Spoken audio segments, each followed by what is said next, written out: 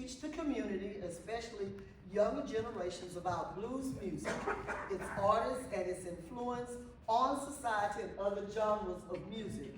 We use it to to encourage and promote the interest in careers in music, especially as blues artists. And we'll talk about that, because when you say you like the blues and you love blues, some of us are listeners, some of us are artists, but there are so many other areas that encompass in being involved in the blues. So now, the objective is to explore blues music journey, as I said earlier, its influences on other genres of music, and the ability of blues music to give the blues listener a vivid picture of life, loving, and living. To look at the progression of blues music through the lens of different periods of time, which we're going to do, in U.S. history, as we examine through blues song stories, again, of love, life, and living. So, I have this week one, but really, this is my beginning lesson plan. So, the Houston Blues Society, I'll just tell you real quickly about that. We are a grassroots organization, over 25 years old, that was almost 30, that was started by blues enthusiasts and blues artists. So it's a grassroots movement. And I know some of you all have been around, so you know that, a couple of you know that the progression of the Houston Blues Society. And one of the things that we want to promote is education. Blues education, not just to the youth, to the next generation, which is in my heart, right? That's why I'm here. But even to everyone else. One thing I do say is that because of my experience working with the Houston Blues Society and being, what can I say, Black in America, and I had to let our board know that there are different blues artists and different blues audiences. My goal and our goal is to connect those for the perseverance and the preservation of blues music. We have to get together, and I am what you call a roots blues person. I like the foundation of blues. So I'm old school, but that's okay because I'm a baby boomer, right? But I have learned to embrace the younger folk because they bring a new perspective, and that's what blues is. It hasn't lost its core, but once we realize what the core is, then we can move out from the core. That's how I look at blues. I met a gentleman that traveled with Muddy Waters and several folks, and I was looking for his book this morning through my blues library of books, but I couldn't find it. But one of the things, when he published his book, he was in Memphis at the Blues Foundation, and I asked him what did he think about the migration of blues, and he said, well, you have to look at it. Blues is in the middle of the fire. And some folk, with a fire, you get close to the fire. So you're warm and you're embracing that fire. You know how that is. But then some folks may stand a little bit far, maybe a little much for them. So they stand back a little bit. So sometimes when folks are playing, myself and another lady that we enjoy music together, we may say the term, oh wow, he's close to the fire. That only means that he's that 12 bar, I'm not deviating from that AAB structure. That's the blues. But when you hear someone like the Peterson brothers, and even Mathias sometimes, and even Dango will tell you, it's still the blues. But they're doing it from their generation, right? Like I said, I'm a baby boomer. Now we got the millennials, Generation Z, the Alpha generation. So we got all these folks, and they're gonna look at it from their perspective. And I'm sure you've learned that term, everything is relative. So it's relative to your experience. So I'm okay with that. So we're going to talk about the origins and development of blues. I do go on tangents, as you already know. And then we're going to have some hands-on listening of the blues via electronic and YouTube. And we also are going to, if we have a chance, and we're going to do that even earlier, I'm going to ask my timekeeper Christian to make sure you stop me from talking at 11. If I haven't stopped, but we're going to have some of our folks that are actually blues artists to come, and we're going to have a Q&A, because I think when you have such rich knowledge in the room, I can stand here and roll and talk and all of that, but as we experience blues, we want to make sure that we talk from those that are living the blues every day. Yeah. Put it like that, okay? Before I go even farther, I see Mr. Johnny Williams here. Stand, Johnny. Johnny came to our class at Texas Southern. Last month was Jazz Month. So we decided we would do a series on blues and jazz and the connectivity of those two genres of music.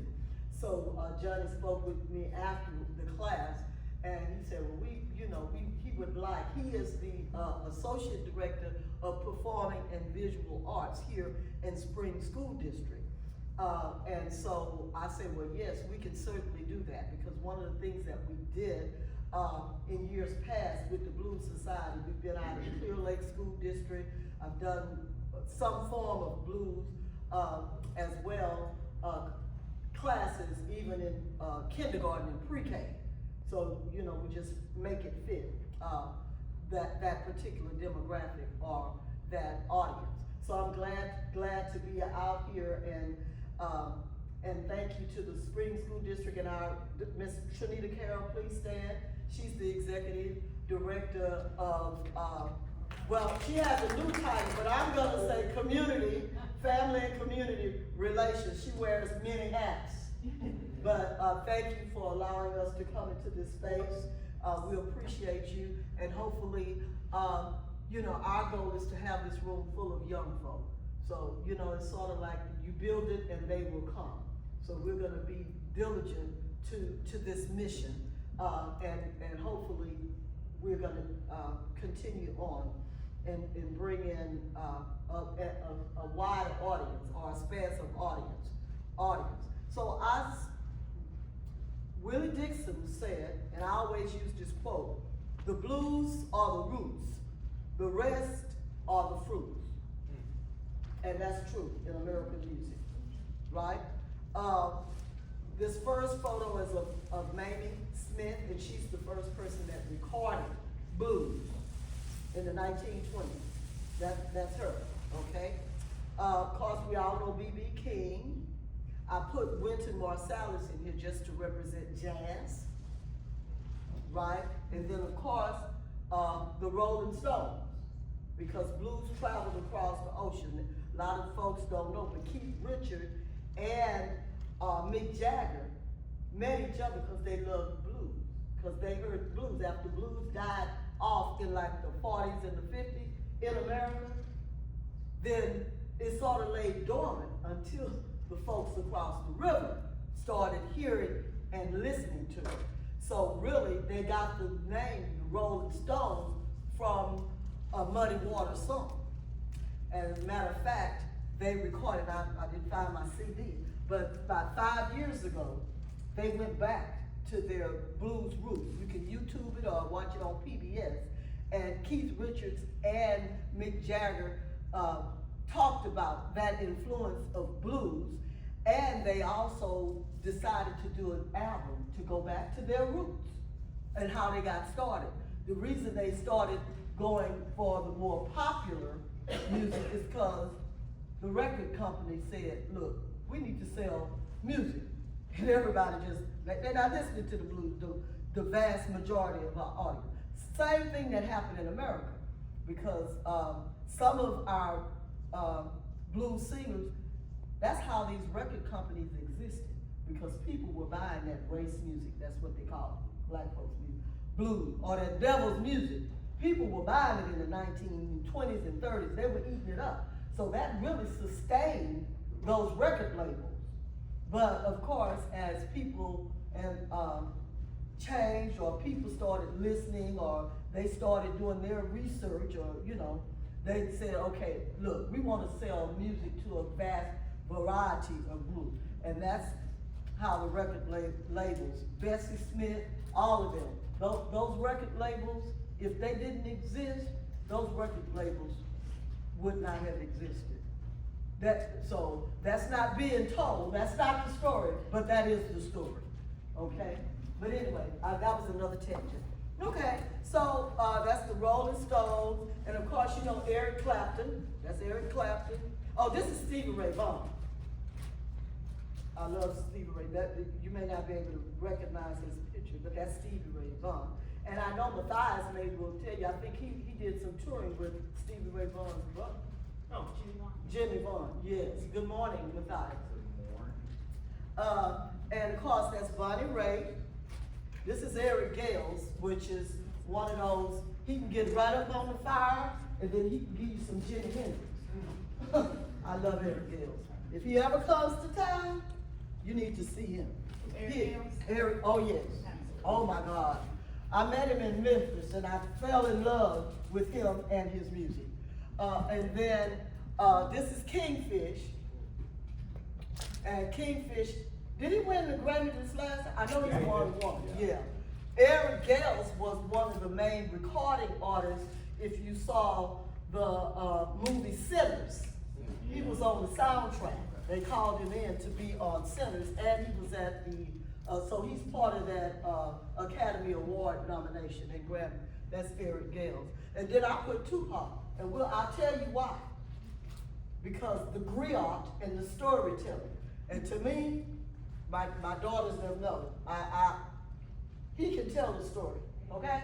That's all I'm gonna say about that. We'll talk about that later. Now that's from my perspective. So when I say blues are the roots and everything else are the fruit, well, hey, all this are the fruits of that one thing, right? So we can see that progression. So let's just talk about what other folks have to say about it. Without the blues, modern music would be nothing like it is now, not remotely. That's Henry Rollins. Blues ain't never, this is in Ebonics, okay? Blues ain't never going anywhere. It can get slow, but it ain't going nowhere, David Edwards. That's why we're doing this, because we don't intend for it to go anywhere, okay? So we're gonna talk about, so let me just go down. Blues, so what is the blues?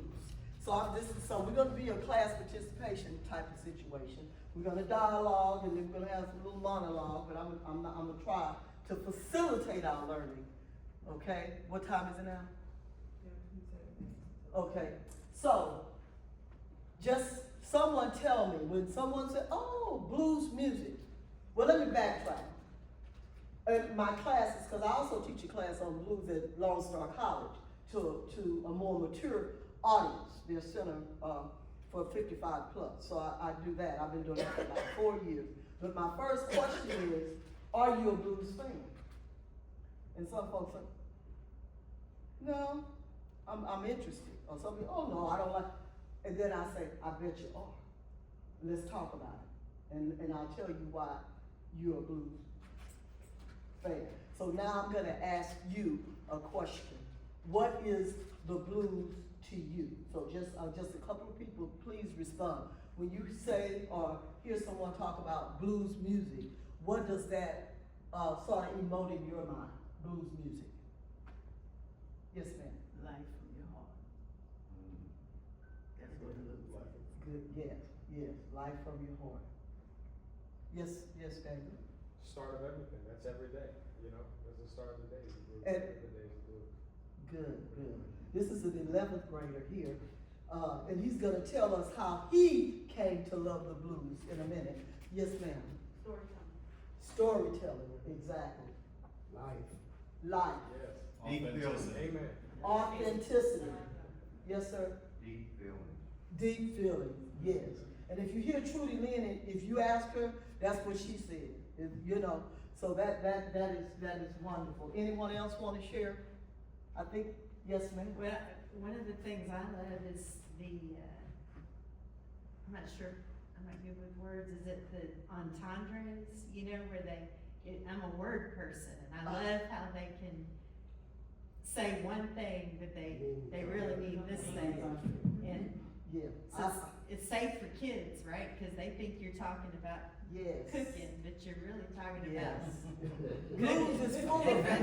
Blues is full of amelioration, personification, metaphors. Yeah. And matter of fact, Metaphors, yes, I that's the teach word. one of my classes is on blues lyricism. And of course, those folks couldn't say what they were experiencing in the song, because you Right. find yourself being a strange fruit, right? Right. So you had to say it Yeah. in a metaphor or a simile or a personification. And a lot of us know, and a lot of modern music is like that too. You know, I didn't know what Mary Jane was till I was an adult. Right. Then I said, oh man, I get it. You know, so it's been used in music all the time. But blues is heavy into that. And not to go on another tangent, but one of my favorite periods of time is the Harlem Renaissance, where Langston Hughes, who actually is my favorite poet of that time, did a whole series of blues poems. So yes, but it's life, love, living, everything that you all said, storytelling, all of that. And I always say, you know, our blues singers sometimes are not like our jazz singers, like a Rochelle Farrell, or even some of your best jazz vocalists, Mel Torme. You know, they're vocalists. But if you can't tell a story in your song, and that's what our blues artists, they're great blues artists. They may not necessarily be what you would call great vocalist music, but they can tell a story. And that's part of it, the performance part of it. And that, to me, that's sort of one of the things that set our blues performers across from any other sort of form of music. Because you can visualize it. Yes, sir. Most of them wasn't educated. Yes, that's right. That's right. So when they came from the woods, they Yeah. sang from the woods, they sang from the woods. Yes. Cotton field. Yes. Yes. Thank you very much. This is Mr. Remy C, the Memphis Blues Man. We're going to hear from him. Yes, sir. Thank you. Now, blues, lyric, and structure. I talked a little bit about that. Let me just get into that. It's the AAB and the 12-bar measure, and we'll listen to that. But that's class, and if you listen to some modern songs, you're gonna hear that AAB. In some songs. So that's what I'm saying. That structure, you're gonna hear it. Now with the blues, that 12-bar, you can sing hundreds of songs, thousands of songs with that 12-bar. And I'm Mathias chime in because I know they're musicians. They know that. You know, a musician can get up and sing, but if you know to hit that 12-bar, they're gonna go ahead. No, that's it, yeah. They're gonna follow that. And so that's classic blues. And when we say fire, that's what the traditionalists, that's the fire part right there. Okay? We talked about what the blues is, and of course said melancholic music of Black American folk origin. I said 12-bar measure. And just like Remy said, it developed in rural Southern. They came off plantations. They came out the South. Now some people say, you know, that's the Mississippi Delta, right? And when they came off of, when I say they, are those that were enslaved. When they moved and they came off of the plantation, they had that dialect, that language, right? And so when they went out into a wider-based community, they brought what they had. But even farther than that, they learned that from a tradition because where they came from, which was the continent of Africa. And Africa is a land where they pass down culture and history through storytelling, which is the griot, right? So they're telling stories. That's how you do it generation through generation, right? That's why I had Tupac up here, because he's a great storyteller. And a lot of rappers, if you go past what they're saying, I'm not talking about some of the hardcore, but I'm talking about some of the deeper lyrics. Then you see they're talking about life, right? And that's storytelling. Some more. B.B. King, I'm just gonna. B.B. King said it's the mother of American music. It's the source. B.B. King. Carmen McRae, blues is to jazz what yeast is to bread. Without it, it's flat. And we know blues have been a few decades, so the next decade, than jazz. And one of the reasons jazz sort of migrated and blues migrated into jazz, and that has to do a lot, but we're not going to talk about it per se in this class. It's another class series I do on the Great Migration. And that's how we get our St. Louis blues, our Memphis blues, our West Coast blues, our Chicago blues, because they came from those South, from the rural. So they brought their influences into the urban areas, right? When America was no longer an agricultural nation, because King Cotton, but after the boll weevil, and I won't get on my tangent on that, and emancipation, then industrialization began. And so people with the promise of a new life or lifestyle leaving the South because of no jobs and the night riders, a lot of folks moved. They migrated. They said, well, come north. We got the war, and out of the soldiers over there, we need folks in industry and all of that. So then we became an industrialized nation, and that's how these folks started going everywhere and changing. So you take remember I said earlier, everything is relative. So you take what you have and you not embellish it, but you make it better, ameliorate. You make it better by what your new experiences that you bring. And that's a wonderful thing. Jimi Hendrix, blues is easy to play, but hard to feel. What do y'all think about that? Okay. That's my favorite quote. Is it? Oh, okay. I had that in like my Instagram bio for like 5 years. Oh, really? Yeah. It was important. Yes, yes. Now, I wanted us to listen to some blues. I didn't open up my YouTube, Johnny. Oh. So I'm gonna ask him. We're gonna just listen. So, and what I'm gonna ask you to do, as we listen to this,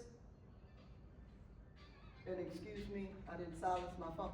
Can you pull one of those songs up? Because what we're gonna do is we're going to see how we can dissect these songs a little bit. We're gonna dissect the songs a little bit. Singing? I'm saying it. Oh, no. Flashback to 10th grade English class. Oh, yeah, the Diarrhea. feeder, yeah, I know about those frogs and the feeder pigs from biology. Oh, gosh. Oh, yeah, no, we're gonna take it apart. Picture this. Yeah, any one of them, John, if we can pull it up. And, I know, Mathias, did you bring your guitar? Okay, can you come up here as well? Said they don't like the And blue, yes, Let me help you set up. and Remy, but you look, wrong. cause if we can't do YouTube, See the we blue, want Remy to come up and tell us a little bit about himself, cause I know he has to go and to I'm gonna the tell state you center something for an again. event. The things that's going on today Matter of fact, is not the blue. It's just a good beat that people just carry. that's Now what they when don't you worry come about. down We're not to even the gonna blue, listen to it. I'm We're gonna gonna show let you how to Remy do play it. blue. Now you By the way, if you wanna listen to some good blues and R&B, I'm just gonna give a shout out for Mr. Remy C on Thursdays. Remy C. That's my therapy on Thursday. My daughters didn't know that. They used to fuss. Mama, why you going? But when I say, look, that is my therapy. Let me have my therapy on Thursday. Is that correct? That's my hammer. So when they say, Mama, you going to Green Oaks? They know. Let her go for her therapy. I'll probably be better. And Remy is there almost every Thursday. And when Mathias is not traveling all over the world, I'm always there. you're always there. I say when? When you're not. And man, I'm telling you, I can do a whole thing on that. But we want to, first of all, tell us a little bit about yourself, Remy, and how, and then I'm gonna let you demonstrate it. We're gonna let Mathias and Dango as well talk about themselves and just demonstrate it. Well, my name is Curlin Crump, but I sing under the name Remy C. And from Green Oaks, I've been called the Memphis Blues Man. So, I've been in Houston for many years now, more longer than I was in Memphis, but I got started on Beale Street in Memphis at the Hippodrome Club. And it just took off from there. I had opportunity to travel all over the world, sang with some of the best, been around some of the best, but some of the best out of Memphis right here in Houston. And if y'all come to Green Oaks, to me, the baddest band in the world is at Green Oaks on Thursday night. Yep. With no rehearsal. Literally. But I love music. I love to sing. And since at Green Oaks, because I always had to sing in a vocal group, I wanted to be a Temptation. Yes, sir. You know, that was my goal in life, to get with the Temptations, but that never happened. But still, I've learned, been on shows with them and different people, and just enjoyed music itself. But I started a vocal group here in Houston through the Community Music Center. We started off as one way, and they allowed me to put a group together. And so I did, called Positive State of Mind, and we sang for 24 years. So you started in 2002? No, we started in 1994. But we stayed together for 20-something years. Wow. Until the pandemic. Management changed and 2 guys died, and so it kind of faded out. And then I started singing by myself when I met Sean. And just enjoyed it. Good. Came in contact with the Blues Society. Met Robin and Sandra. Well, we're glad to have you. We certainly We are, are. and if you have time, Blessed. we'll actually entertain some questions. One other thing I said, on this last Sunday of the month, Yeah. he will be hosting at Green Oaks. It started 4 or 5? 5 o'clock. Blues, a session on blues. Start out with blues. So Remy, now one of my favorite songs I like, you don't have to do the whole thing, but we just want to, or you can, we want to illustrate the 12th bar and that AAB. Now, you know you sing that about the, you know. Little Bluebird. Mhm. Little Bluebird, yeah. So, but whatever you want to do.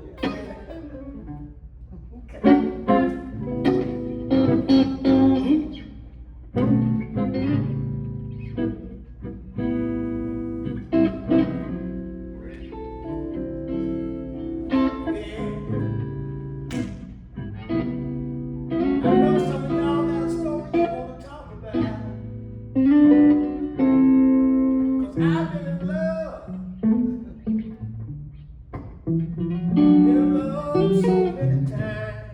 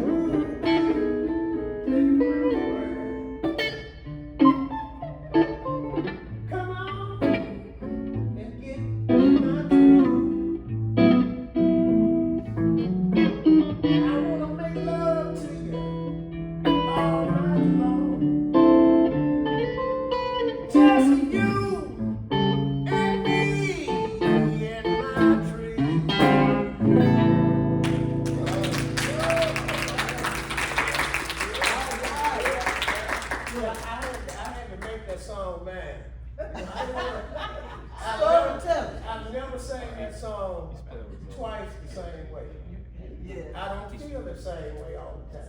Yeah. But, yes, thank you. Woo, yeah. Look, Thursdays and then the last Sunday, meet me there. But, anyway, thank you so much. Does, anyone have any questions for, I'm so used to calling him Remy, but Remy, any questions? All right, So, Yeah. so that was Little Milton. no, that was, Johnny Taylor. That was Johnny Taylor, okay. Well, Little Milton sang it too. Okay, Yeah. okay. So I guess my question would be, who has influenced you, over the years? Well, strange, I came up listening to the blues. But in 1997, I met a Japanese guy. Shiru Hata. He was an eye surgeon. He was over here doing research, but he loved the blues. Hmm. And just listening at him talk about the blues, Hmm. you know, and it piqued my interest.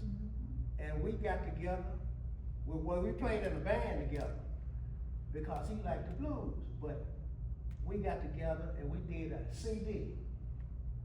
You can find it on YouTube. It's called Remy C and Shiru. Hmm. And that was my influence. That was really my influence to start doing the blues because I wanted to be a Temptation. Yeah.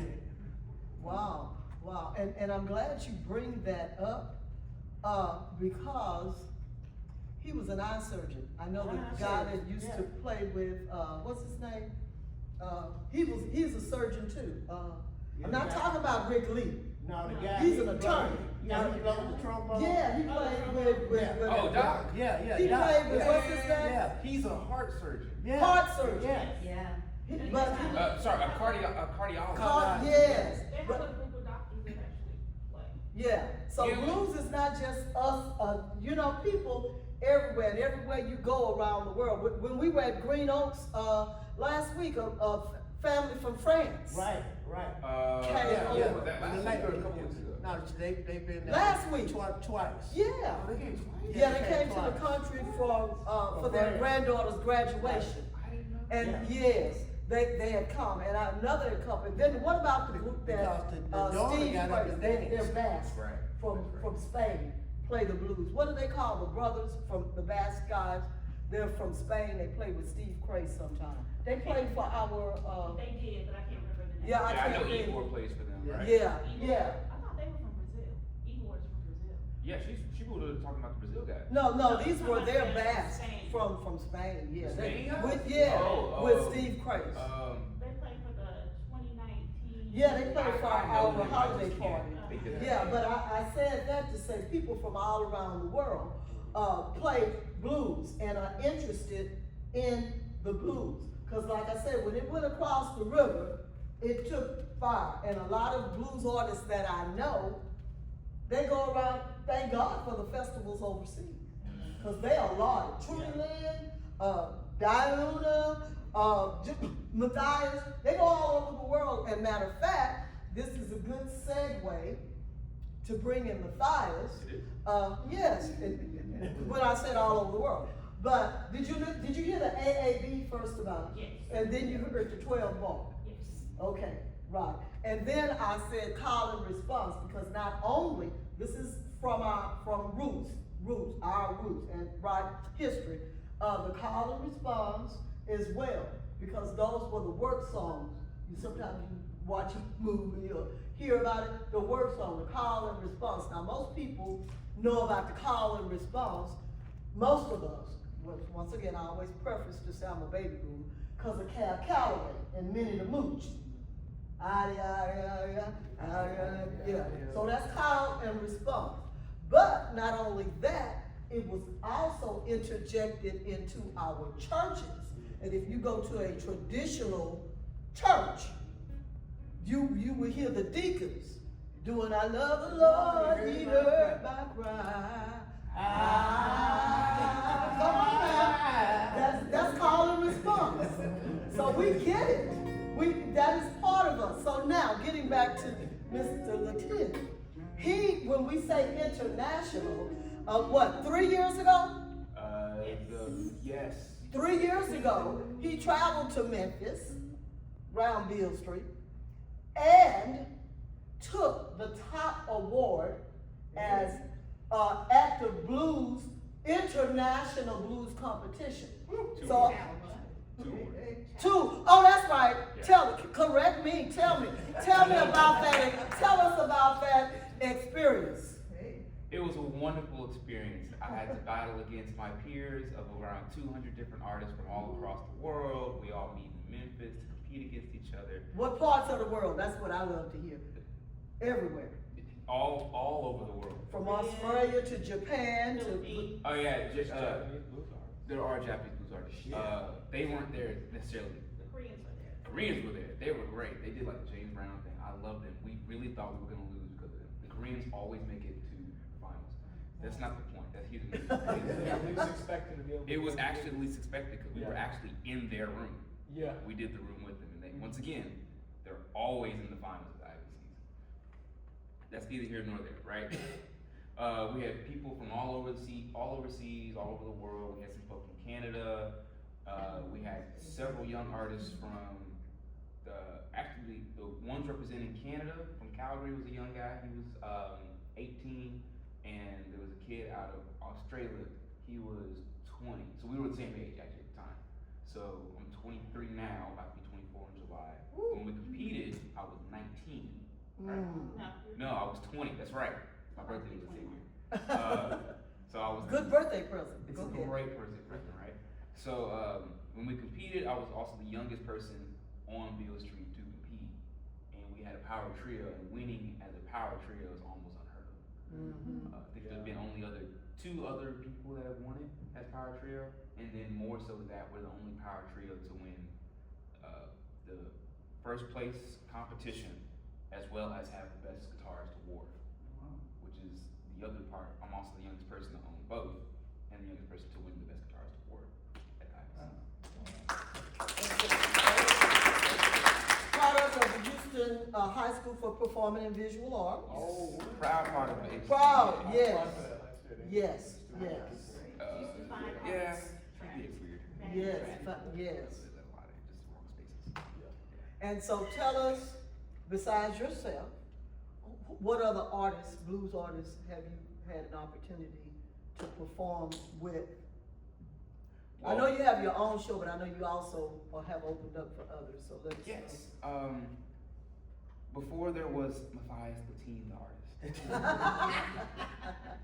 At 23, go ahead. At 19, but go ahead. Thousands of years ago, no. I used to play for Keisha Pratt, the 2018 International Blues artist. 2018 International Blues Challenge winner. I used to play for her for so many years.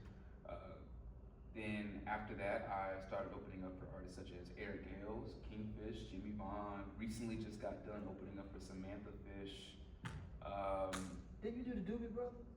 Not the Doobie Brothers. No. Allman Brothers. The Brothers. Yes, I was a part of the Allman Betts family reunion tour. And I was also a part of the Jimi Hendrix Experience tour. At 23. At 23, yes.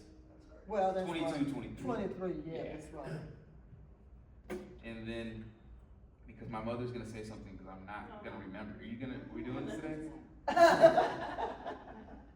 Because I know I have to say it at one point. I've also had the privilege to write for a couple of those artists such that we've mentioned. Some stuff in the pipeline to come out. Yeah, y'all were in the studio at KTSU, right? Didn't you record there? I did actually recorded half my first album there, which you can conveniently, Go ahead, listen give a to plug. everywhere. Yes, And yes, you can yes. also find me at any point in time to ask for a CD. Like, I'll be here, I'll meet you there, and I'll take the CD. On top of that, I've written on Kingfish's most recent album. It's the second to last song on there. I've also been a part of scoring for a couple movies in the past 2-3 years. Oh, we have CDs available, apparently. We have one CD. We have one CD available. Oh, okay. But if you're looking at Bidding that starts at $10. Throw in the middle. Wow. See who gets it Dang. first. He did cut. That's pretty high, man. Ah. But yes, it's been a very, very interesting journey. I've had a lot of influences. A lot Yes. of my influences happen to be some of my dear friends and peers. Peers, Iron yes. sharpens iron. Yes, yes. One of my favorite guitar players, his name's Brian Sal. He was the other guitar player in Keisha's band. Very, he's about to be 30 now. Oh. Yeah, so he's a pretty young cat as well. But he's a fantastic guitar player, real into the blues, and really like honors the tradition of it all, and understands the story behind all of it. So along with the guitar players that are sidemen, I also love people like Albert Collins. I really look up to Albert Collins. He's a Texas blues man. Albert Collins, Albert Collins. And then If trouble was money. If Trouble Was Money, Ice Cream Man. Yeah. John Del Toro Richardson is one of my mentors here in the city. He was one of the people that started letting me come out to the jams. The very first jam was at Big Easy. Right, So right. came out to that for many, many years sharp. Now I have something to say. John was a part of Diana Greenleaf's band, Blue Mercy, when Right. she won Right. the Right. IBC. Who was also a Best Guitarist Award winner. Yeah, IBC Challenge, I think, was it 2005, 2006? We've had 3 winners. Yes. 3 winners from the International Blues Challenge. Diana Greenleaf, she was the first. Yes. Then Keisha, Yes. and then of course of late Mathias. But each year we send someone to compete mostly in the duo or group, and I guess they call you the power trio because most blues groups have more than 3 people. Do they? I'm not talking about the duo or the solo, obviously, but So historically, most of our beloved songs are actually power trios. It's just oh, okay. those guys are playing. A lot of Texas artists, at least. Stevie Ray Vaughan was a power trio for a long time, up until like right after Double Trouble. Oh, see, I didn't know that. And Yeah, even people like Gabe Brown. Gave didn't Miles hire- Brown. Now that's another Texas name. He didn't hire a keyboard player till, from what I understand, maybe about 10 years before he passed away. And he was doing music for Wow, 15 years before that. wow. So power trio is a very prominent thing in blues. Ah, okay, okay. Now you don't start seeing like the chordal instrument like organ or secondary guitar player until you start getting into the Johnny Taylor side of it, the more Urban blues, I know. Yeah, urban blues, soulful, however you want to describe Right, it, right. till you get to the more R&B-esque style of blues of the day. Oh, interesting, interesting. And I think that sort of with the migration coming off of, rural South, you use what you had. Well, guitar is cheap. Yeah, and then the acoustic guitar, I know the the Chicago blues when they started bringing in that electric sound, because other than that you just had the guitar acoustic. Right. You just had an acoustic instrument. So and now we have the harmonica. I mean, you see all saxophone. So you bring in those other instruments. So that's interesting. And a lot of them didn't have microphones. Right. That's why they sound the way they sound, because they're just trying to I get over remember when people. I started. I got you. When I started singing, there were no microphones. So the band had to play down low, so that you could be heard. Or if you did have a microphone, when they had electric guitar, you plugged into the guitar. Wow. That's the way to do. Wow. Isn't that something? I got a question. Sure. Because you range in age, Yeah. and you talk about in the fire. Okay, when you're singing, either one of y'all, when you're singing, and it's something that's really, really heavy, you know the history of the song, how do you bring that out? What do you do to Well, psych yourself up? When I sing, I can't repeat it the same way. I don't feel it that way. Sometimes I change the words, because I'm feeling something else. Sometimes I forget the words. Yeah, I do too. And I just make them my own, Yeah. all sort of one day Yeah. for Tuesdays, all right, Ad lib. Yeah. Tell that story my way, Yeah. because I'm singing about my experience. Something that's very close to you personally. Yeah, which it goes back to what we were saying, it's a feeling, it's our experiences. So you take it and make it your own, and I think that's something that's not just blues music, because it's in other genres of music, but since this is a blues class, I'm gonna say blues music, wherein if you sing in another genre of music, i.e. classical, you got to stick to the notes. Oh, yeah. You got to stick to the chords. The other thing, jazz, which is actually, it was my first love, and still is, jazz and gospel, but it's improvisation. Right. And I know when my daughter, Keandra, I took her to the summer jazz workshop, and I said, Keandra, you're gonna have to learn how to improvise, because that's what jazz artists do. You know, they go from plain to, we talked about John Coltrane, but, it's another guy that says just even more complex than that. But that's improvisation. You're not gonna remember those same notes. Because you go all the way off in left field. Well, help me, because I don't play them, so tell me about that. I mean, yeah, you're not gonna remember it verbatim, but I mean, for the most part. Got you. Once you practice it enough times. Enough time. Well, at the end of the day, with music, you learn so much, just like anything, like in conversation, you learn so much, sometimes you don't realize you remembered it until you get there. Got you. And then it's like, okay, I remember how to play it, I remember how to do it. Like we do Stormy Monday at Green Oaks, and I know every time we get to a certain part, I'm gonna play a specific line. Even though I know that I probably haven't played it in 2-3 weeks, because I'm gone for 2-3 weeks, but my muscle memory kicks back in, because I've learned it already, I'm putting it back into play. However, it also is like a feel thing. Like I say, oh, I'm gonna put this in here, but it might not feel good right there. But it might feel better later. It might have the opportunity.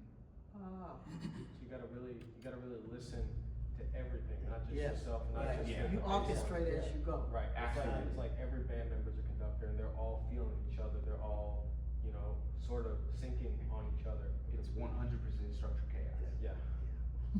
But you make it look like it's just, like you say, y'all never practice in Sean. We're talking about Sean Allen. I always say, we have not practiced. And like Mathias, he will literally come in off the road and come in and I've sit down. actually left from another gig and got there an hour late, and then walked in and were like, good song. And come right on and started playing. But that's, to me, great musicianship. Any questions for Mathias? And then, please play us something for us. Yes. Okay. We can move on after I say this, but we were talking about the improvising, and then you brought up Stormy Monday, but what I was gonna say is yesterday on the radio, for the first time I heard Lou Rawls doing a live version. It was called the Credit Card Blues, but he started with Stormy Monday and ended with something else. But it was a whole story about, his wife and the credit cards and her leaving.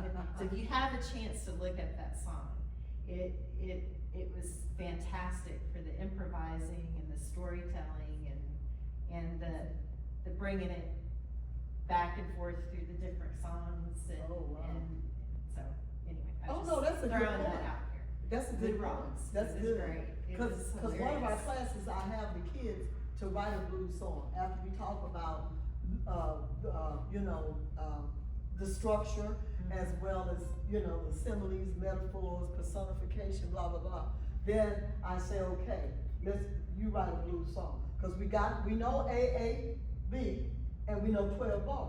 So you take it and you make it a song. So with that said, Oh, we're going right to the song? We don't wanna have 2 more questions? oh, well, if we have 2 more questions. I mean, I really, since we're here, I wanna just try to get them involved. Good, and that's the conversation One we've right there. had too, yes, indeed. So I want to kind of ask a question from an educator's perspective. Yes, sir. So you went to HSPVA. I did. And sir, where are you currently? You in school now? I'm at Kingwood High School. In on the other Kingwood, side of town. okay. Yeah. Okay. So do you guys have in your curriculum, at the PML? I don't know if y'all do UIL. Yeah. Are there blues songs on the PML? Do you find much blues incorporated with the curricular music that you guys learn in school? Not the slightest. No, I've been in orchestra orchestra, I've been in choir, I've been in band, I've been in, you know, music theory. I just took a UAL music theory test for the state and got, it was like a silver, gold, something like that. One of the highest medals you can get for that test. But they'll play pop before they'll play blues. They'll play rap before they'll play blues. So They'll would play you jazz. like to hear more blues incorporated? And do you think other kids, other student musicians would go for it? Do you think there'll be buy-in from your peers if we push blues into the public school music? If we put blues into the public school community, I think with the way that kids are, they're very easily influenced. No matter how they like to say they are, they're very easily influenced by anything they see online, anything they see in school, they're gonna copy. Anything that they hear, they're gonna copy. They hear the blues, they're gonna copy, and we're gonna have our next generation of blues singers, you know? I didn't discover the blues in school curriculums. I sort of discovered it just living, growing up in Sunnyside, you know, cause it was all around me, blues, jazz, R&B, soul, all that stuff. Southside. Yeah, south of 288, My neighborhood. that's where we at, Southside. yeah. Yeah, so, but you know, if we had that in the school curriculums today, I feel like it could heal the generation, is what it could do, because we, you know, my generation specifically, I feel like we have like a sort of divide. You know, you got those who are very like intellectual, you got those who are sort of, you know, they're all snobby and they're like, oh, well, I listen to top tier music, I listen to classical, I listen to you know, jazz here and there.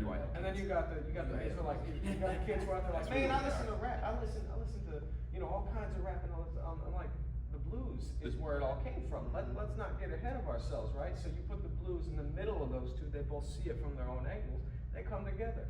They heal the divide, the blues heals, that's what it does, it's healing music. That's why they put it in the church, you know? And Sandra, don't you have like a segment or PowerPoint, didn't you do something like the hip hop, or was it? Yeah, The yeah. hip hop songs that sample blues songs. Oh, yeah. Oh, yeah. I was there last month when she Right, did but I that. think you guys Yeah, have a whole I thing have on those songs. yeah, and one of my it's a series, way to yeah. introduce them to the music, and they don't know, like, they're actively listening to Right. samples of the song and really, you know. That's why I say, getting are you a blues fan? Yes, you probably are. Great, thank you for bringing that up. No. Mathias, and then I wanted to say, one of the things he and I have talked about is how to get the next generation. And I keep saying it, and not be proud of it, but I'm happy about it. I'm a baby boomer. We got millennials, Generation X and Z. We've got to get these young folk, because guess what? After a while, it may not be good, but we're not gonna be on the scene. We don't want this, and it's not gonna go away. But in order for us to ensure that it's not going away, it needs to be in the curriculum. It needs to be talked about. It needs to be discussed. Well, to continue on that point and to answer your question, right? It's all about how we introduce the curriculum. Because if you go to these schools, and you're in it still, so you would know this is a lot more recent, but even when I was at PBA, and then even at Johnston, and even at Parker, they introduced you to CJM Blues, which is written by Duke Ellington, right? Duke Ellington, the famous jazz pianist orchestra. Like, he's famous for being in jazz. We introduced it as that, yet his most famous song is blues. Yeah. How random and crazy is that, right? Tracy Chapman's another example, you know? Tracy Chapman is a good example. Even one recent, you know? Right. That was a hit, you know, it's on It was the a pop hit, charts. it's a pop hit. Yeah, and So but it's a blues. what we do in schools is we teach you jazz or we teach you classical. We don't teach you how things kind of go together, or the time frame of when the waltz became jazz. So the reason I asked the question, I'm new to the music side of my academic background is actually theater, go figure. And so I'm a gospel musician, so I have gospel albums out.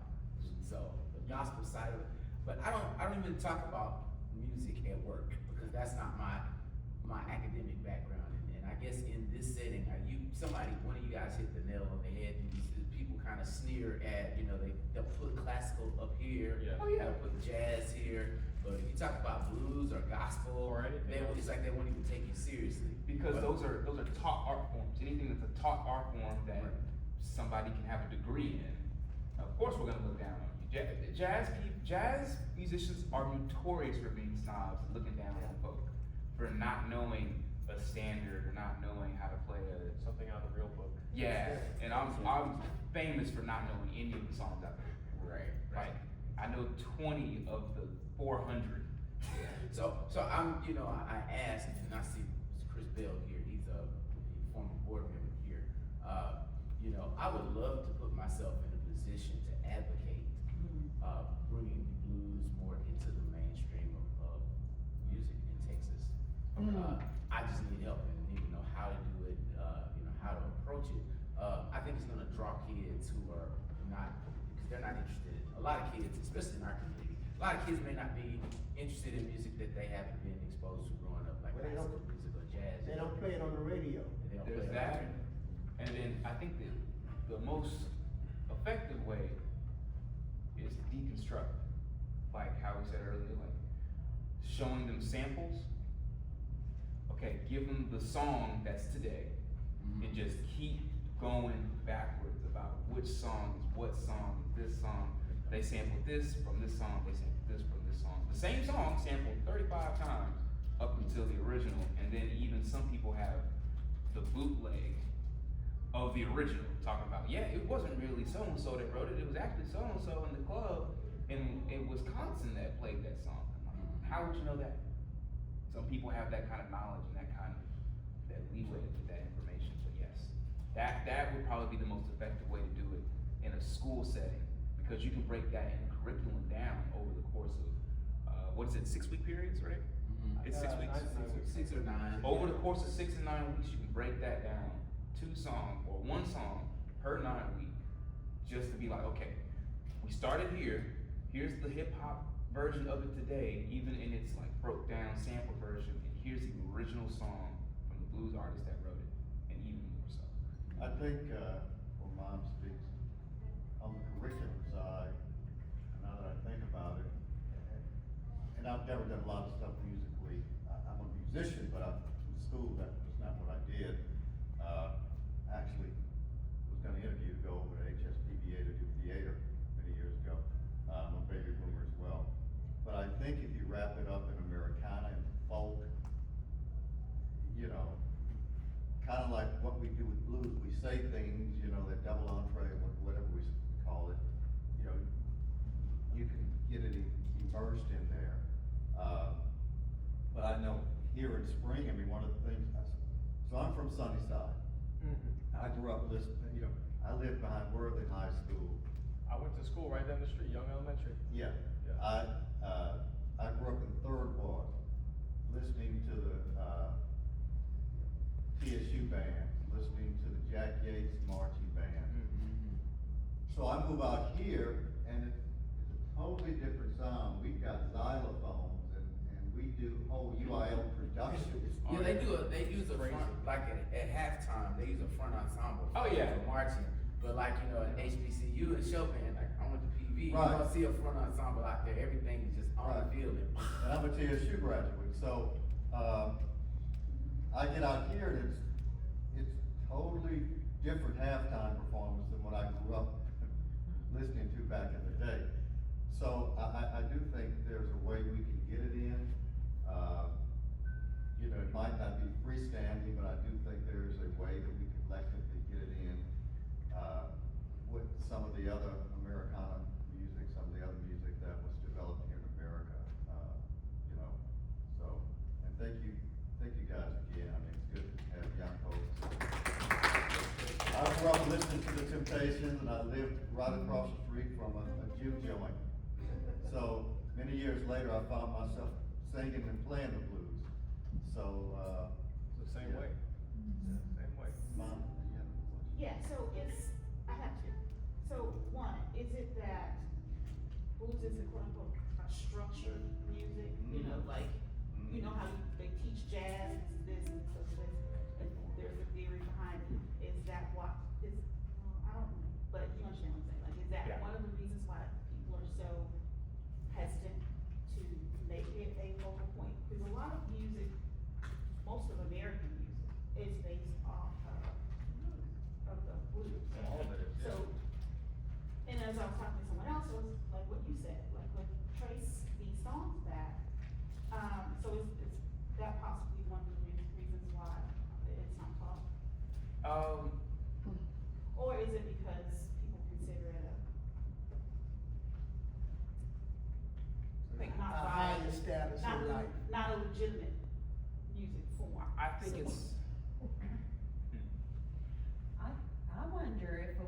sneak it into the curriculum is make it more like a history, elective, like history of American music, rather than Well, they did that. music class. They did that. They skip right over it. They make blues such a small segment because jazz is quote unquote such a bigger, major like impact. Okay. Right? We'd speak about the musical impact, not cultural impact. You would have to sneak blues into actual like U.S. history Right. versus sneaking it into music history in order for it to be. Right. I took that class this year, they talked about it. That's what I'm saying. Yeah, they talked about jazz. Right. So, well, your question is why it's looked down upon in such a manner, right? Because it's not complex, or rather, it's not complex in the manner that we, as a teacher, would want to teach it, right? Because if I'm a teacher and we're talking about, we're teaching 11th through 12th graders. Let's say we're teaching 11th and 12th graders who've gone through enough schooling to play this stuff, right? Jacob, play, we're in C, right? I want you to play just the basic blues. 1, 2, 1, 2, 3.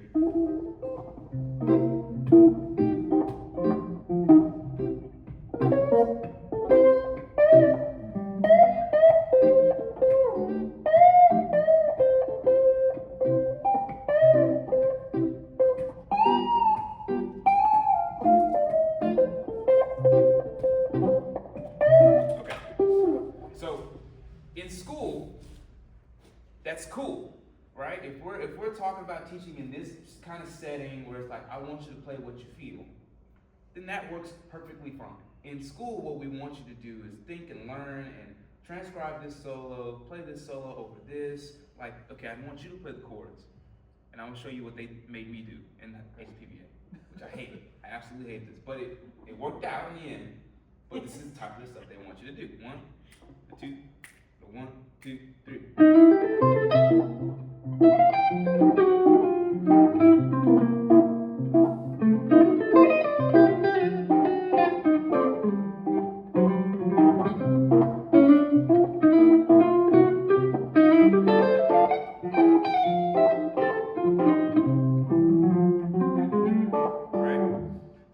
That's what they would want you. They want to teach you how to go through stuff and be complex.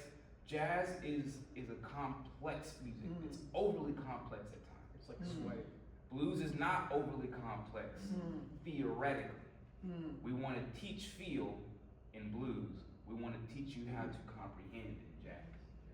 Good synopsis. I think that the formula of blues and, you know, the quote easiness of playing it is actually a feature of it. You know, you get so many people that are able to actually tell their story, and I mean it's Nobody feels it's alienated. you know Well, people's music. blues.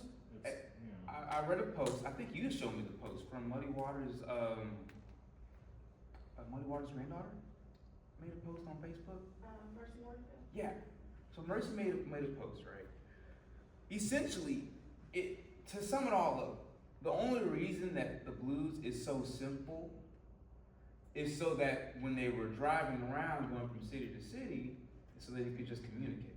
I had a teacher one time tell me music theory is just that. It is just a theory. It is just so we can communicate. It is not what anyone else is saying that it is. It's just so we can communicate to get through a song.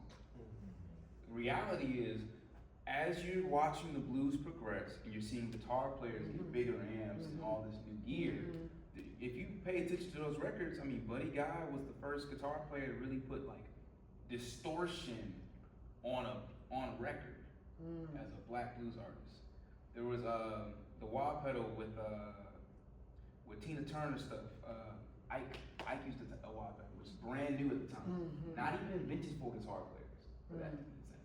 Like the whole shaft sound, all of that. Yeah, those inventions, they're being, in a sense, they're being jazz musicians. They're being creative, off the wall type of stuff. These are two genres that are a lot closer than anybody wants to admit.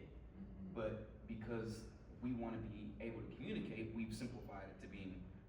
And then you have songs like Stormy Monday. Those guys always had the same hand. That's why they're able to do.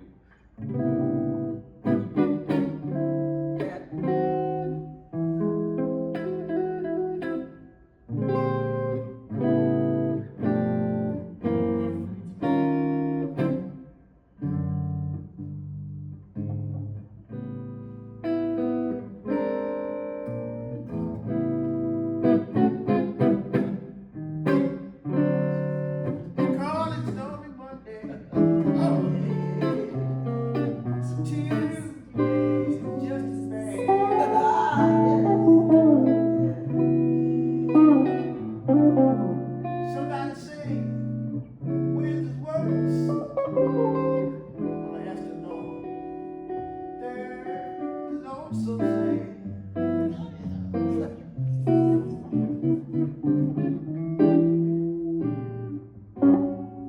Eagle flies on Friday. Saturday, all day I play. Yeah. Yes, the eagle flies every Friday. I'm gonna start Friday night. Okay. Y'all, I play.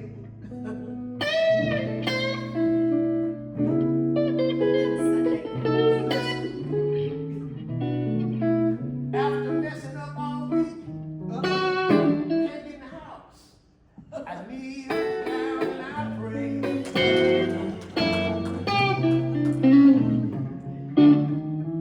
I pray, Father, please have mercy. Say your prayers. Please have mercy on me.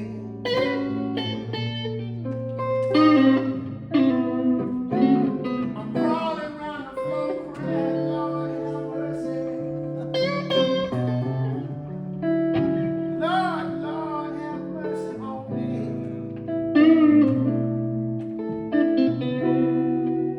I can't get in. I'm trying to find my baby. Ooh, send her home to me.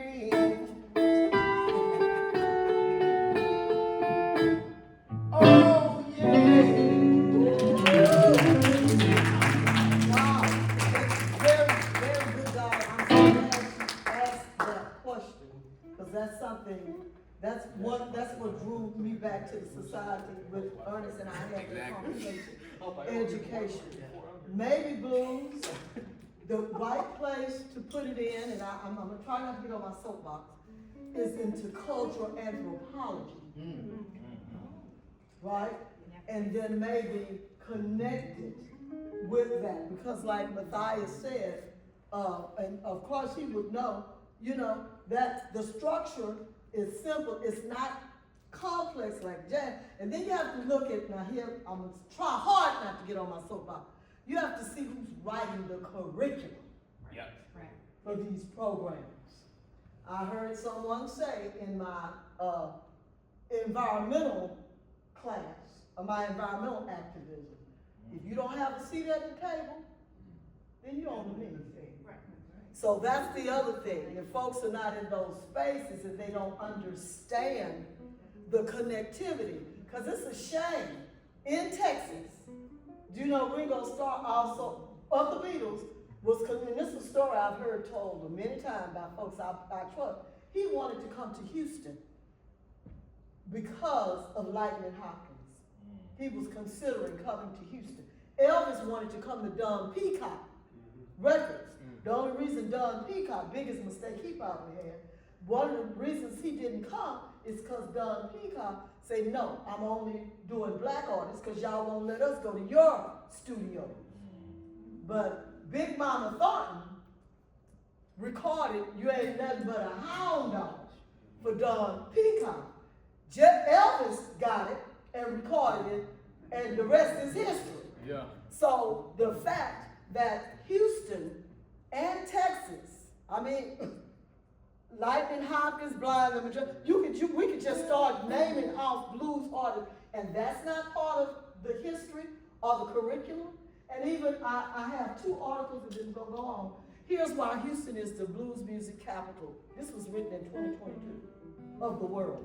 Because people, you go to, Mississippi, they say, well, go Clarksville, that's where the Blues Museum and Ground Zero, and all that is there. But anyway, Houston, it's Don Roby and Peacock.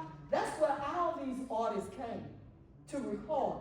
So we have a rich history after that. But like I said, I'm gonna get off that soapbox. But let's consider the reason why. So I think it's dynamic, the reasons why, right? Number one, because curriculums are written, in rooms. Right, and people perceive what's important. Everything is what? Relative.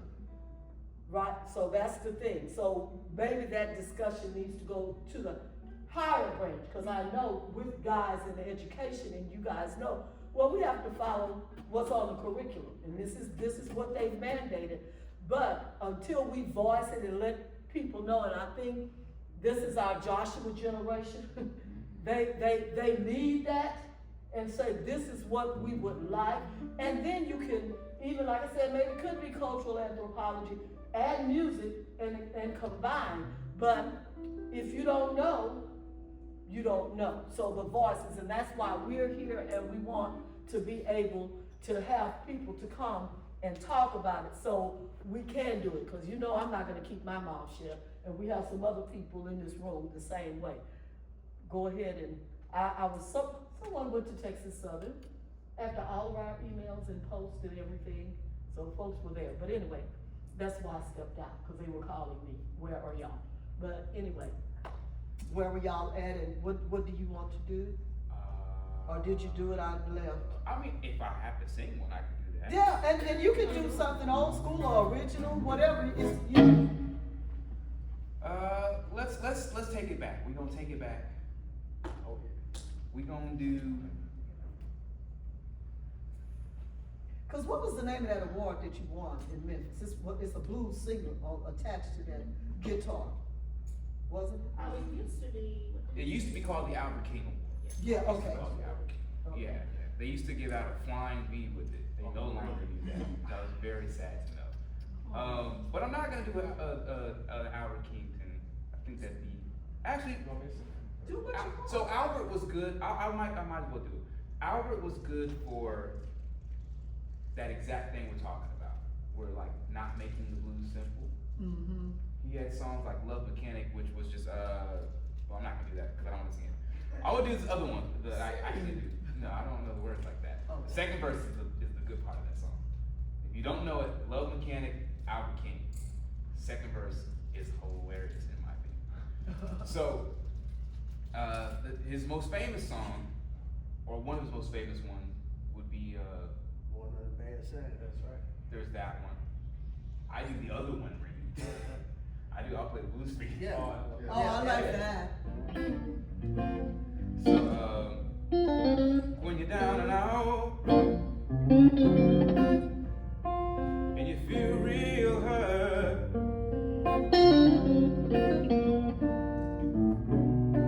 come on over now Sing now. to the place where I work. All your loneliness, I'll try to soothe. I'll play the blues for you.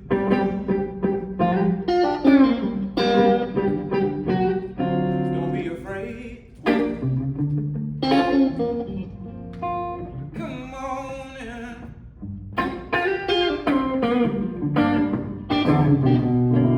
Come on over now. Some of your old friends,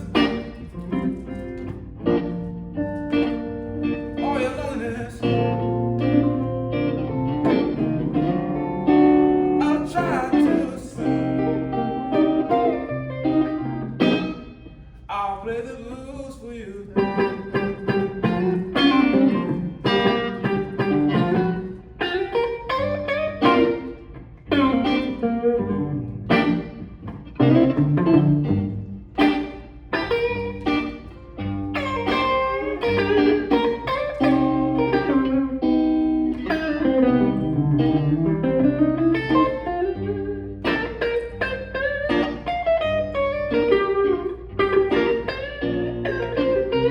D minor.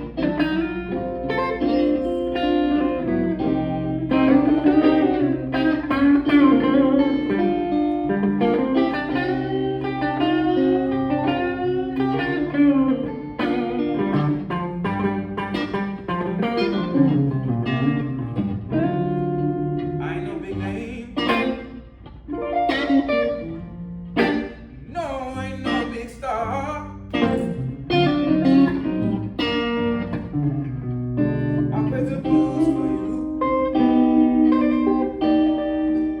on my guitar.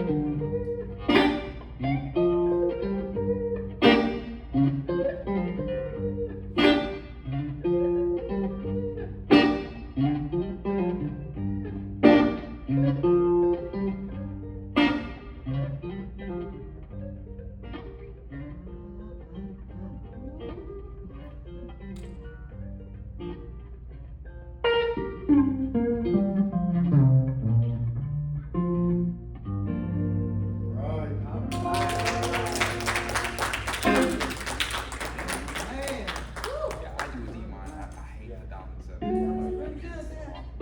But I think it's just that. Thank you. It's that walk. Yeah, it's a.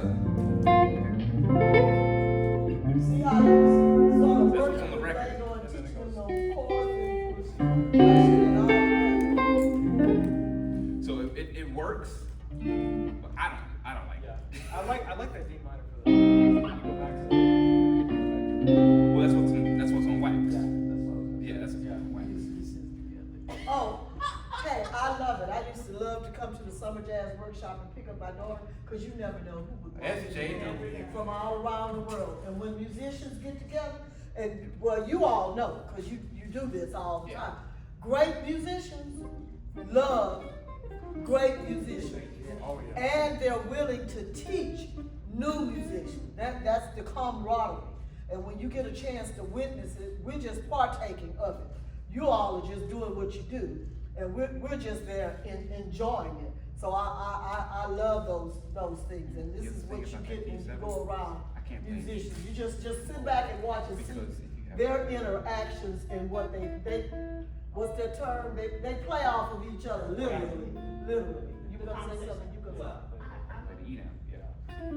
I'm a bias on Um, Hi, Mom. How are you? I'm tired. Me too. Okay, I'm glad you feel that. All right, so the guy says to his own horn, so I will do it. Tooted mom. Please don't. What? It's 11:41.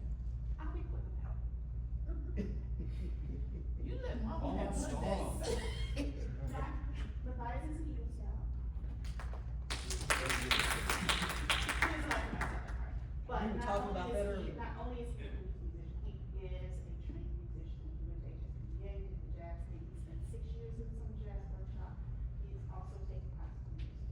So, and he's been playing around Houston since he was 12 with all different kinds of people.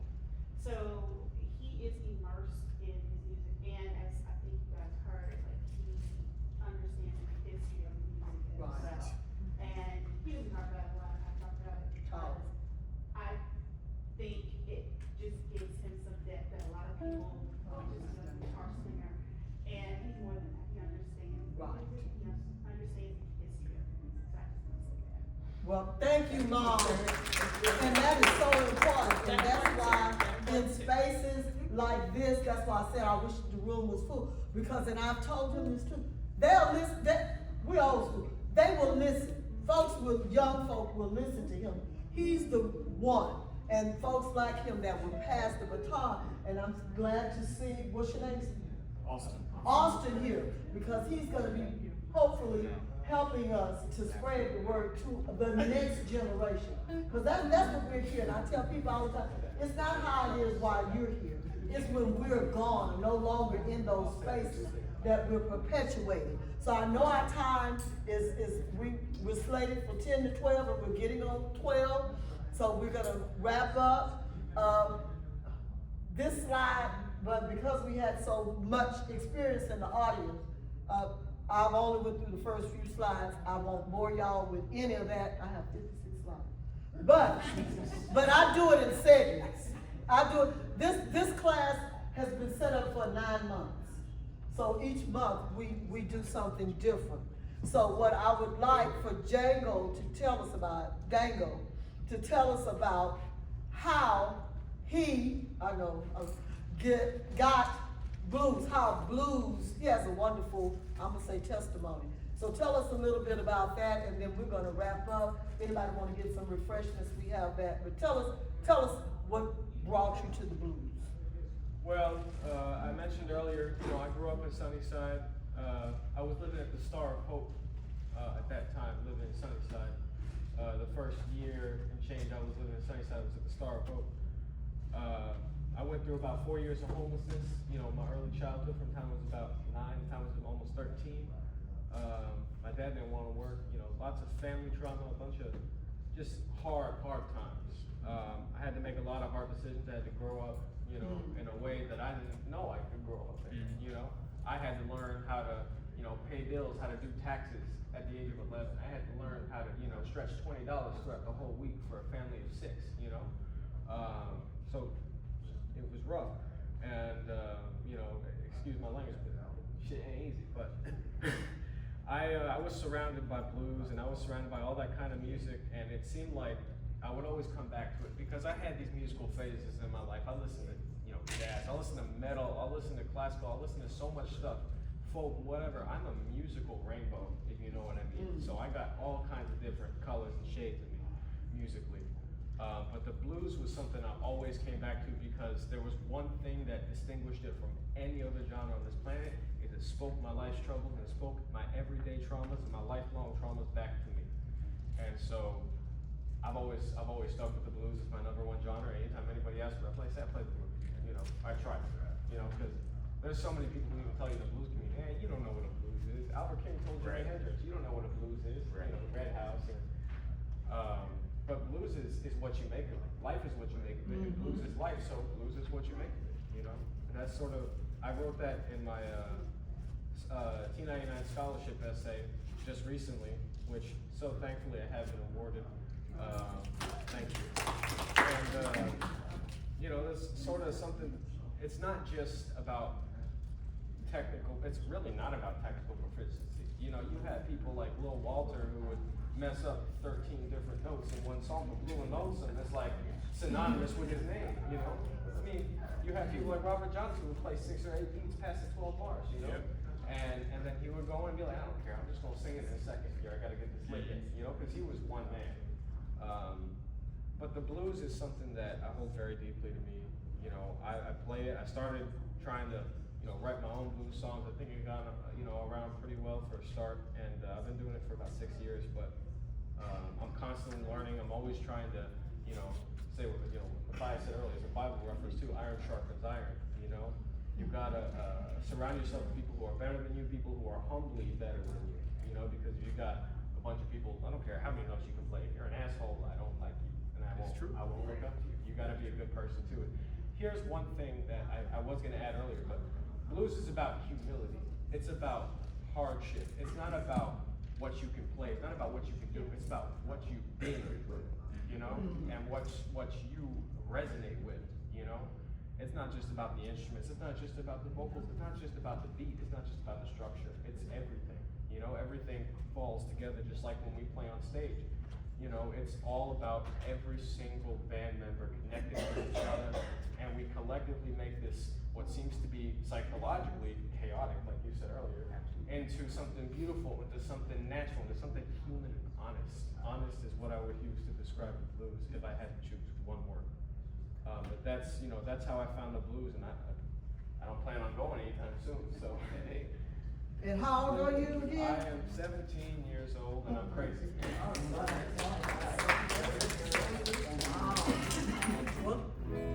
And I thought you was much older.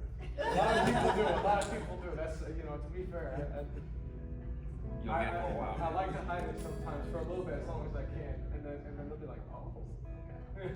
When it finally, because, I'm not hiding it, I'm just not saying anything, So. Well, thanks again for our audience and those that attended, and let's give our guests. They can teach the blues or talk about the blues or facilitate a discussion of the blues so much better than someone like me standing up in front of you. So thank you. On behalf of the Blues Society. Now, look, we can't pay you, we just give you a little something for gas, just like that. But look, I know, we need to go up, and I got something for you too. You gotta give me nothing, it's fine. No, you grace the right up here, because we're thankful, because that's the other thing. But we'll talk about that in financing and how blues artists, and music artists have been sort of mistreated over the years. Well, come here and give me a hug. Come on, give me something. Give me a hug first. Oh, you're so sweet. So, and I know you have to go, because you have to go to another gig. I'll see you soon. And look, we're gonna have homework. I'm gonna send all of y'all the information about the fourth site. And we'll so we can come and listen to some more blues. And I thank you for inviting me. Well, you know, you're gonna continue to come. I'm gonna continue to invite you. And we're hoping through the Blues Society that we could actually write a grant and get some funds so we can bring in our artists and amply, compensate them and do this. Because like I say, this is just a part of the beginning of it, so that we can help our educators and those that want to bring it to the students, to the masses, and their families. So thank you again. Get some refreshments. Thank you again, Ms. Carol, Mr. Williams for being here as well. And thanks again. I can hear Whatever you feel like. y'all. We're gonna do what they did on Soul Train with B.B. King and James Brown and. Oh, okay. Oh, we are? Look, as we pack up, so right ahead. Every day I have a blues. Every day I had no.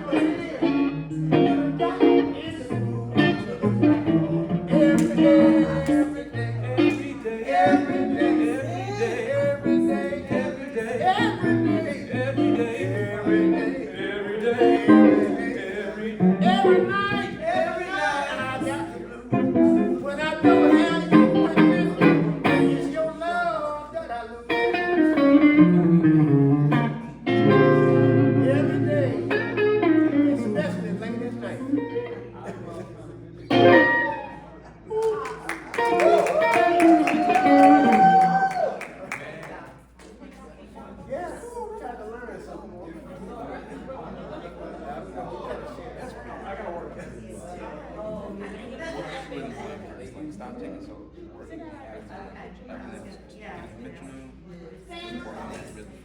Yeah, y'all come on so we can take a picture. All right, guys, this way. Little. Get y'all some. Come on, Robin, Austin, Kristen. Then I'll step out and. Oh. Get in, sir.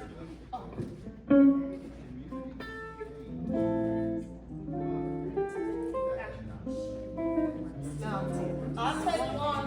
Sharon, you take one with all of us, and then I'll step out and take No, one. who's taking pictures? I'm sorry. I'll take a picture. Come on, Chris. Come on, Chris. Come on, Kristen, you gotta. You wanna come to the other side? No, I'm scooting over. I'm trying not to. Don't forget Mathias has it. See it?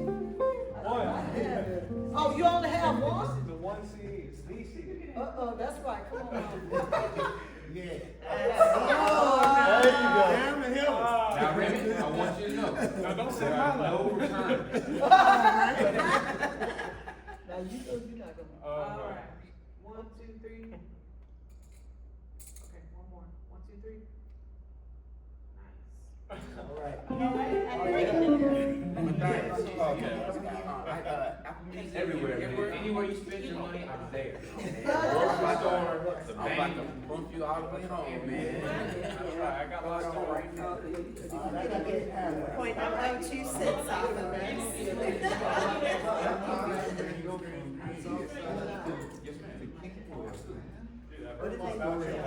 Man, I got a whole album I wrote about that.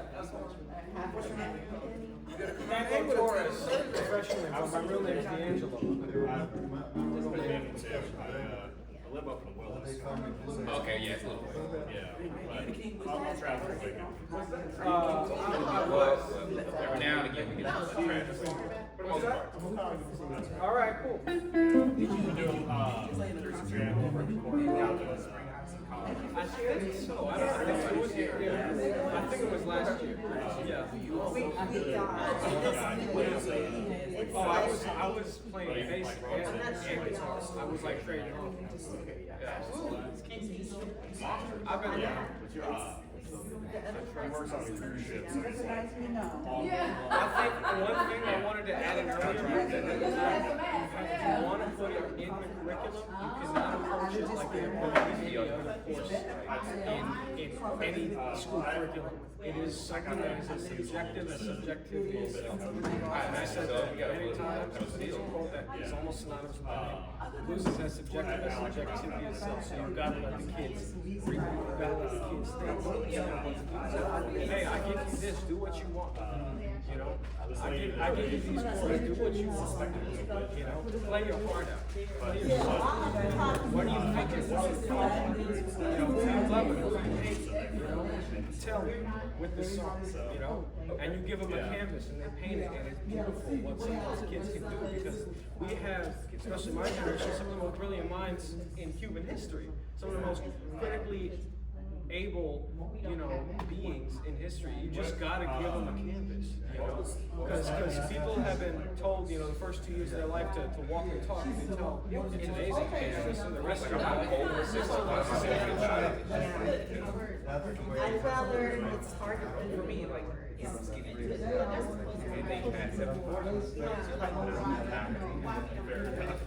it was interesting. They want people to do what they're told. My experience this time at Give up that freedom Yeah, because sometimes won't know what to do because they haven't had the time to really develop the creativity, which is why I make sense, you know, because I don't do what I'm told. I do what's right, you know.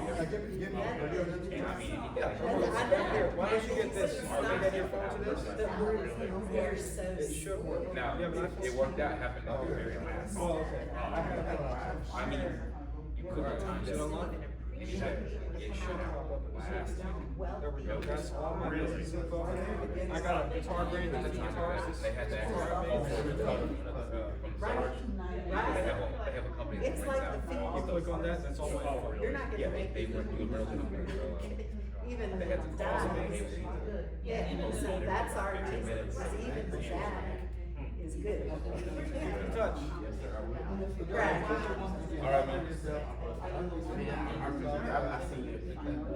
Well, let me tell you this. I think After that, I started. Is this something? Fast forward a few years, maybe a year. I'm living back in South Side, 2020, 2021. Yeah.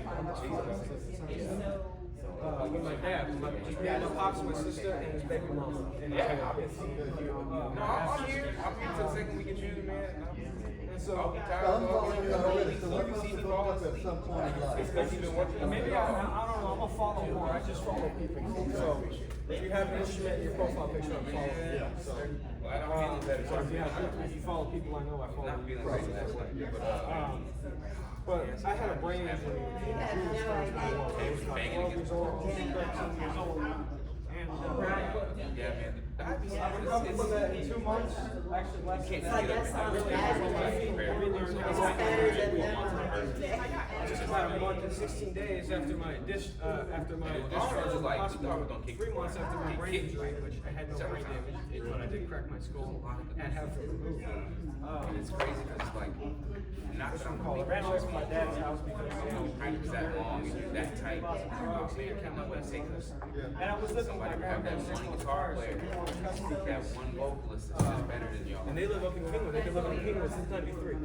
And so, at the same time, I had financial stability, so I wasn't going to be homeless. They actually took care of me emotionally, mentally, and physically, So I have a I'm whole grateful living there with my to grandparents. now be friends with somebody. They're also like my parents. For them to be like, Grade, I'm 17. I'm always learning. I'm about to be a senior fifth grade. And they'll point out stuff in my stuff. Insufficient players. I'm not gonna say they're not good. It's just different. What's your trajectory? And these guys are just like, Once you wrap that up, that'll be it before you know it. Oh, it'll be here in like Eric Hill. Yeah. The graduation for this class is that one. I've seen him learn a little bit guitar player on stage.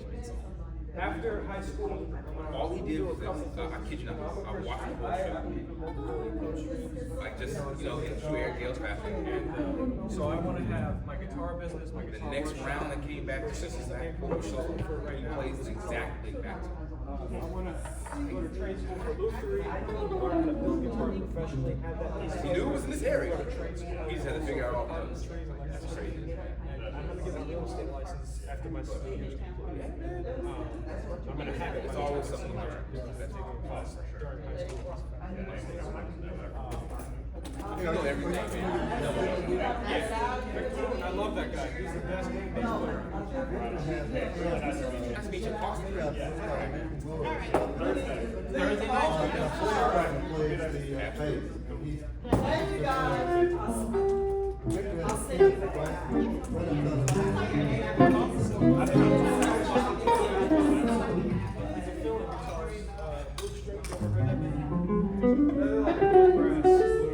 Okay, guys.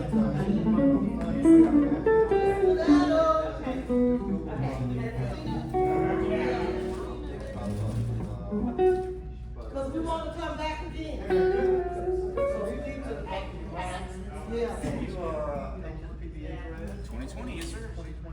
Somebody loaned me a dime. I didn't call all the time. Used to be a scratch off music card. I wrote a song, called, we call it, Thank you so much. Well, $2 song. That's it, all that. yeah, just So, there was a movie many years ago where the day before Johnny, he knocks on the door and he asks the guy for $2 and the guy says, Johnny, I don't have a dime because I didn't ask for a dime, I asked for $2. So the song comes out of that. I didn't ask for a dime, I didn't ask for a quarter, I was asked for $2. Yeah, that's Then I incorporate Johnny Taylor into that. Yep. And then I incorporate ZZ Hill into that as well. So, I've never either, I think I dehydrate So myself. I've done House of Blues and some more places. But, long story short, I went to school many years ago with, HSPB guys. The original school was right across from my school. Oh, yeah, ACC? Yeah. Yeah. So, Emperor Car, the Bob Morgan. And, my best jazz album was called Impression. Yes. By, HSPBA band many years ago. And, love that album, man. And Doc had something several years ago at the new school. And he recognized Ever Park, and most of the guys were there, so I got him to autograph the album. Oh, wow. Yeah. So, keep on doing what you're doing. Yes, sir. Yeah.